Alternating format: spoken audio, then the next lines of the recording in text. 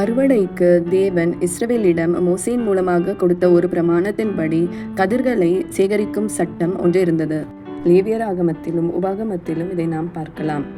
நீங்கள் தேசத்தின் பயிரை அறுக்கும்போது உன் வயலின் ஓரத்தில் இருக்கிறதை நீ தீர அறுக்காமலும் சிந்தி கிடக்கிற கதிர்களை பொறுக்காமலும் உன் வயலிலே ஒரு அரிக்கட்டை மறதியாய் வைத்து வந்தாயான அதை எடுத்துக்கொள்ளும்படி திரும்பி போக வேண்டாம்.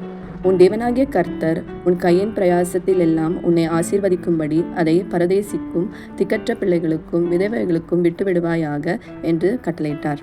கதிர்களை அறுக்கும் இந்த சட்டத்தின்படி வேலைக்காரர்கள் முக்கியமான பயிர்களை அறுவடை செய்வார்கள். கீழே விழுந்த கதிர்கள் அல்லது ஓரங்களில் மீதமாயிருக்கிறவர்களை விட்டு விடுவார்கள். பின்னர் ஏழைகள் வந்து அவற்றை சேகரிப்பார்கள். இது தேவனுடைய இரக்கமும் சமூக நீதியும் கலந்த ஒரு ஏற்பாடு.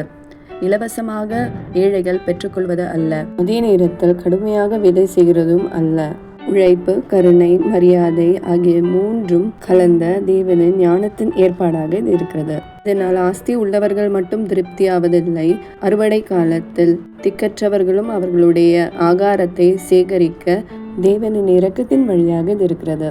இந்த சட்டத்தின்படி ரூத் கதிர்களை சேகரிக்க வயல்களுக்கு சென்றாள். அந்த நேரத்தில் தற்செயலாக எலிமெலேக்கின் உறவினர் ஆன போவாஸ் என்னும் ஆஸ்திமிக்கவன் வயலில் சென்றாள். அவள் மோவாபிய பெண் என்று கண்ட போவாஸ் அவளை விசாரித்து மனமிறங்கி தன் உறவு முறையில் வருபவள் என்று அறிந்து கொண்டான்.